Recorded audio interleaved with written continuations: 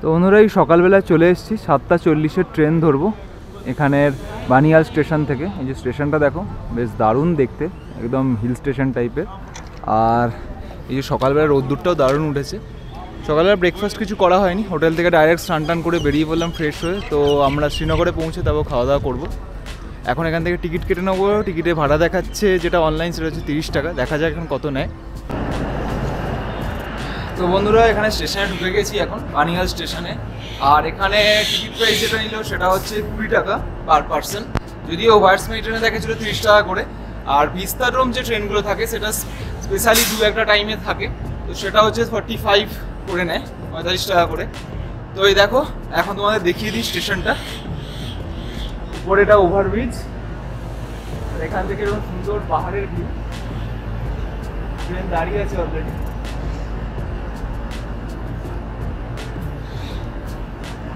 আর এদিকেও দেখো সুন্দর পাহাড়ের একটা ভিউ। এখান থেকে অ্যাকচুয়ালি এই ট্রেনটা আসছে বানিহাল, এই বানিহাল হয়ে বারামুলা যাবে। আমরা মিডিলে শ্রীনগরে নামবো। এখানে আমরা যেটা সেটা হচ্ছে 1 নম্বর প্ল্যাটফর্ম এখানে, আর এদিকে হচ্ছে 2 নম্বর আর 3 নম্বর প্ল্যাটফর্ম।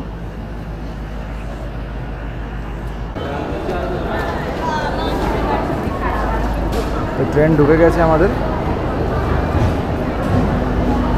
এই ট্রেনটা অ্যাকচুয়ালি আসছে সাঙ্গলদান থেকে, আদারওয়াইজ এখানে বানিহাল স্টেশন থেকেই ম্যাক্সিমাম ট্রেনগুলো ছাড়ে।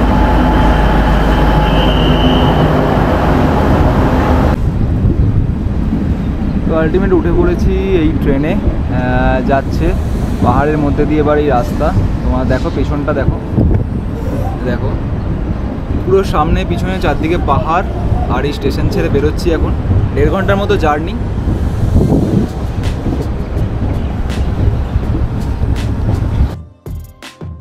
তো কিছুক্ষণের মধ্যেই আমরা প্রবেশ করে গেলাম বানিহাল টানেলের মধ্যে।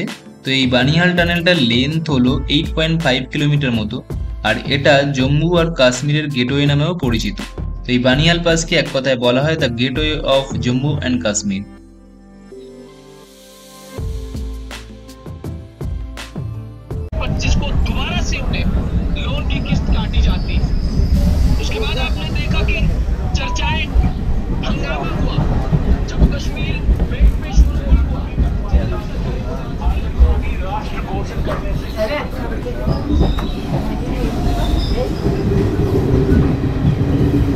ওহ কি ভিউ! নেক্সট স্টেশন অলরেডি ঢুকতে চলেছি।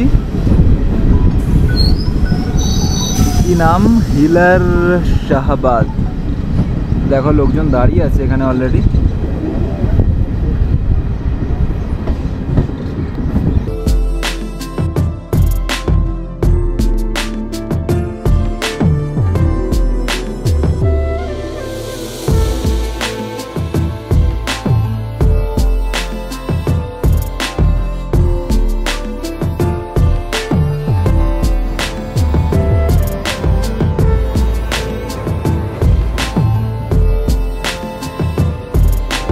তো আলটিমেট নেমে গেলাম শ্রীনগর স্টেশনে।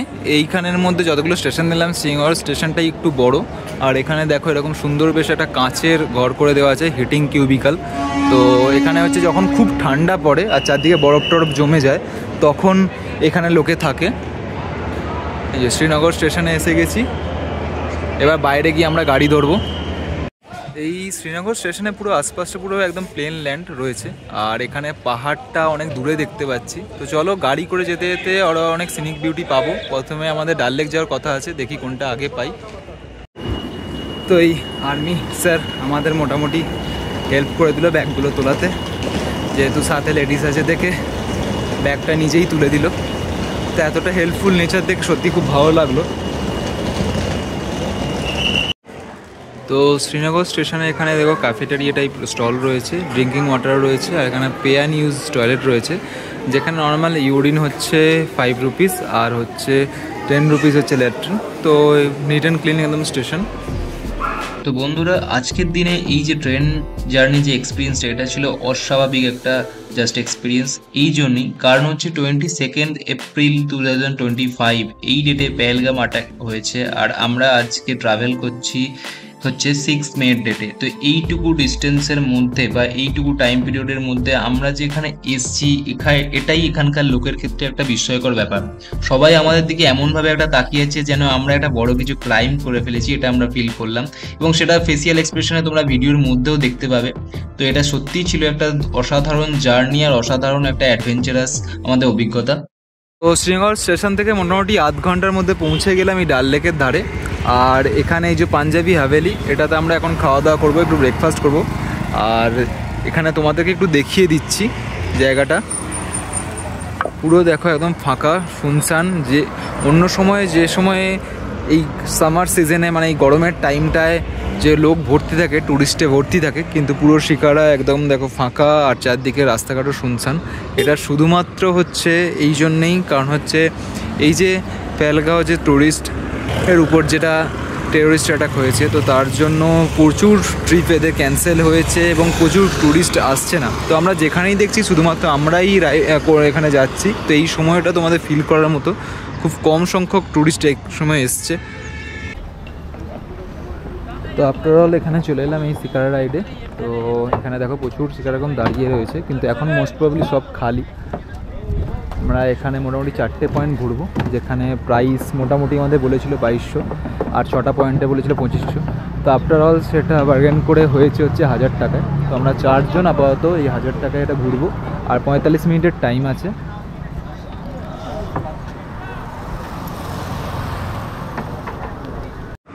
চলো, আমাদের শিকারা এসে গেছে, সুন্দর সাজানো গোছানো। তো আপাতত শীর্ষেন্দু আর রিয়া উঠছে, এবার আমি আর সন্ধ্যা উঠবো। চলো, আলটিমেট আমাদের শিকারা রাইড শুরু হয়ে গেছে।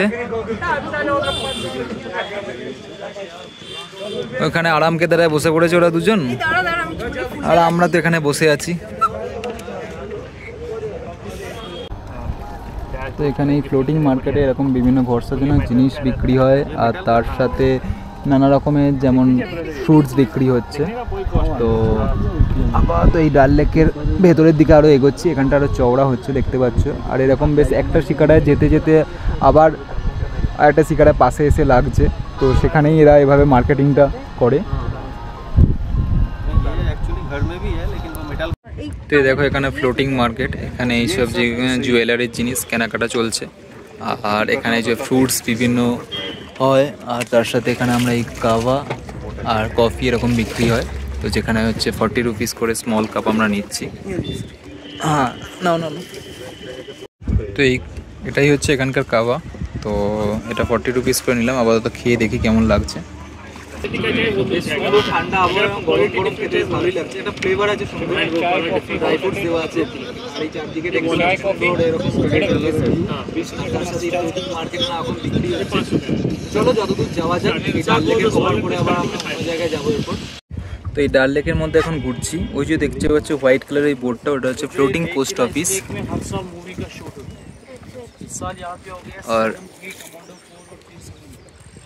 আর এখানে হচ্ছে দেখো প্রচুর হাউস বোট রয়েছে। এই হাউস বোটগুলোতেও তোমরা এসে থাকতে পারো। আচ্ছা,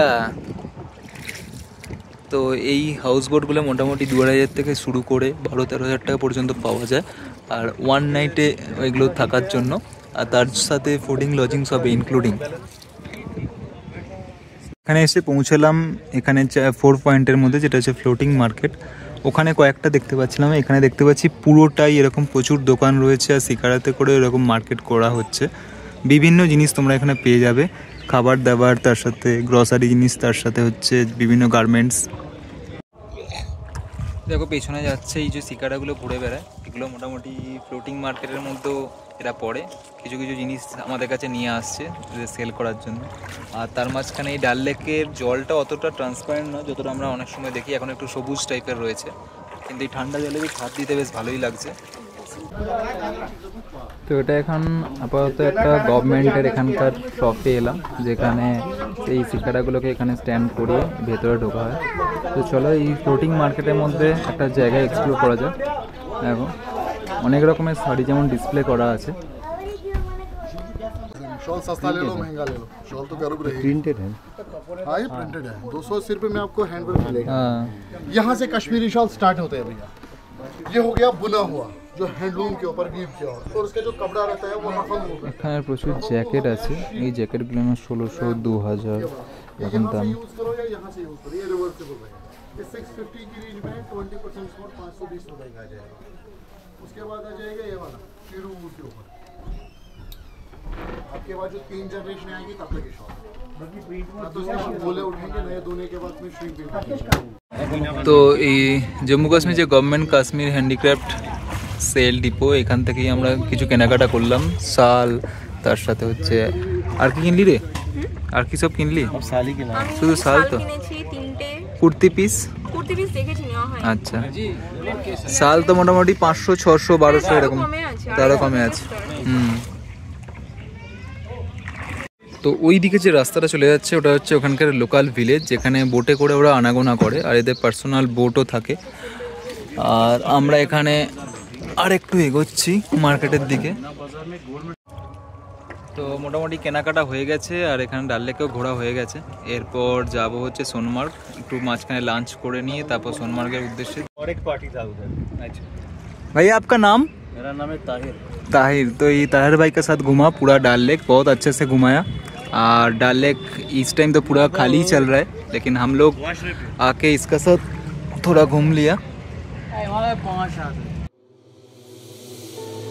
তো কাশ্মীরে আমাদের এই ডাল লেক, শিকারা রাইড ছাড়াও আরও অনেক কিছু ঘোরার ছিল, যেমন গুলমার্গে যে রোপওয়ে রাইড আর তার সাথে দুধপাত্রি, এইসব জায়গাগুলো। বাট এগুলো এখন ব্লক করে দেওয়া হয়েছে আর্মি থেকে, তার জন্য আমরা ঘুরতে পারলাম না।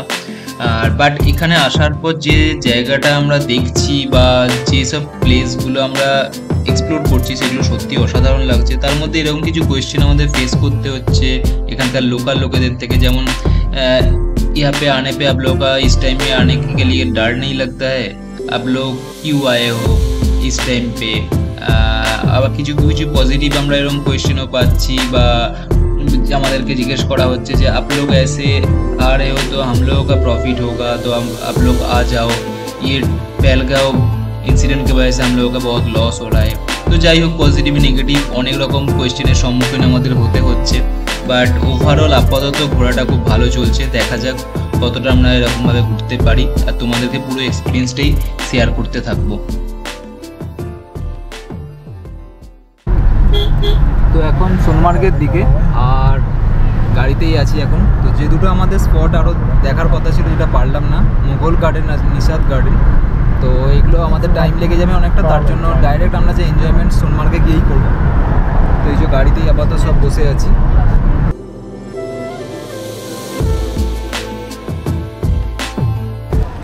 তো এখন এলাম এই কাঙ্গন মার্কেট। এই মার্কেটটা এখানকার সোনমার্গ ঢোকার আগে একটা বড় মার্কেট, তোমরা এখান থেকে কিছু চাইলে কিনে নিতে পারো। তো দেখতে পাচ্ছ চারদিকে বেশ বড় মার্কেট, গ্রসারি, গার্মেন্টস থেকে শুরু করে সব কিছু পাওয়া যায়। এই আমাদের গাড়ি দাঁড়িয়ে আছে আর এখান থেকে আমরা কিছু কেনাকাটা করে নিচ্ছি খাবার দাবার। এখান থেকে এখন যাব সোনমার্গ। সোনমার্গ মোটামুটি 40 কিলোমিটার মতো। এবারে ট্যুরিস্টের গাড়ি অনেক কম দেখা যাচ্ছে আর নর্মাল আমরা এই রোদটা আছি, রোদ থাকতে থাকতে চাইছি যে যাতে সোনমার্গে পৌঁছে যাওয়া যায়।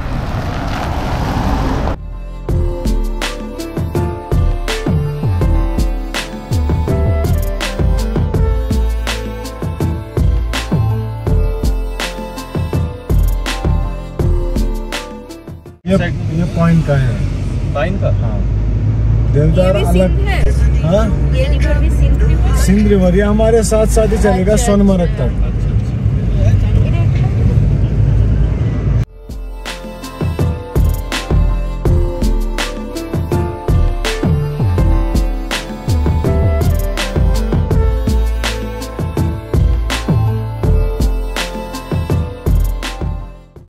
সোনমার্গ যাওয়ার পথে এই জায়গাটায় আমরা দাঁড়ালাম, এটা হচ্ছে গ্লেসিয়ার ধাবা। দেখো চারদিকে অসাধারণ একটা ভিউ আর রোদটাও দারুণ উঠেছে। তো এই দেখো না, ফটো তোলার একদম আদর্শ জায়গা। আর এখানে যেটা দেখছিলাম পাশ দিয়ে নদী বয়ে চলেছে আর ওখানেই আমরা সাইডে বসে খাবো। খাওয়ার পরিবেশটা তোমাদের দেখিয়ে দিচ্ছি। আর চারপাশটা দেখো, এদিকে মানে পুরো চারদিকে 360 ডিগ্রি পাহাড়ে ঘেরা, দারুণ জায়গা। তো বন্ধুরা জাস্ট ভিউটা দেখো, এরকম পাশ দিয়ে সিন্ধু নদ বয়ে যাচ্ছে আর তার কিনারাতেই এই হোটেলটা রয়েছে। তো এখানেই খেতে খেতে এই যে ভিউ নেওয়ার আনন্দটাই আলাদা। তো ড্রাইভার দাদার কাছে যেটা শুনলাম, এই হোটেলটা অন্য সময়ে এতটাই টুরিস্ট থাকে যে পুরোপুরি ফুলফিল থাকে, বাট আজকের দিনে এই পরিস্থিতির জন্য এরকম পুরো খালি। তো আমাদের লাঞ্চ শুরু করতে কিছুটা দেরি আছে, তো তার মধ্যে এরকম একটা সুন্দর ন্যাচারাল বিউটির মধ্যে চলো একটা স্লো মোশন ভিডিও করে নেওয়া যাক। Our hearts beat to the city streets. We began to feel the fire. We rise like tall buildings as the chemicals they take us high. তো এই নদীর ধারে গ্লেসিয়ার ধাবাতে বসে আমরা আপাতত লাঞ্চ করব। তো লাঞ্চ এসে গেছে, দেখো অসাধারণ পরিবেশ, এরকম সুন্দর ঠান্ডা হাওয়ায় লাঞ্চ করার মজাই আলাদা। লাঞ্চ চলে এসে স্পেশাল থালি আমাদের 280 করে, আর এছাড়াও আমরা নর্মাল রাইস নিচ্ছি 80 করে, আর তার সাথে টক দই নিয়ে নেবো। লাঞ্চ স্টার্ট করা যাক। এখানে আধ ঘন্টা মোটামুটি মধ্যে লাঞ্চটা সেরে আমরা আবার বেরিয়ে যাবো সোনমার্গের উদ্দেশ্যে। সোনমার্গে গিয়ে দেখি কেমন নেচারটা থাকে। তো দেখতে যা পাচ্ছি রোদ্দুর দারুণ আছে, তার জন্য খুব সুন্দর ভিডিও আসছে। ভালো ছিল, খাবারগুলোও ভালো। अच्छा आप वही हो भाई। হ্যাঁ, कैसे लगा हमारा कश्मीर, हमारी कश्मीर की हॉस्पिटैलिटी, बाकी चीजें? তো বন্ধুরা, এবারে আমরা লাঞ্চ সেরে নেওয়ার পরে এগোতে থাকলাম সোনমার্গের দিকে। বাট আজকের ভিডিও এখানেই শেষ করব, আর নেক্সট ভিডিও তোমাদের দেখাবো সোনমার্গের ভিডিও। বাট এই সোনমার্গে আমাদের থাকার দিনটা ছিল সবচেয়ে ভয়াবহ একটা রাত, যেটার ডেট ছিল 7th মে, আর যেদিন ইন্ডিয়া করেছিল পাকিস্তানের উপর এয়ার স্ট্রাইক। তো সেই রাতটা আমাদের কেমন কেটেছিল আমি পরের ভিডিওতে সবকিছু তোমাদের শেয়ার করব। তো অবশ্যই ভিডিওটা দেখো, আর ভালো লাগলে শেয়ার আর সাবস্ক্রাইব করে দিও চ্যানেলটা। আজকের মতো বাই বাই।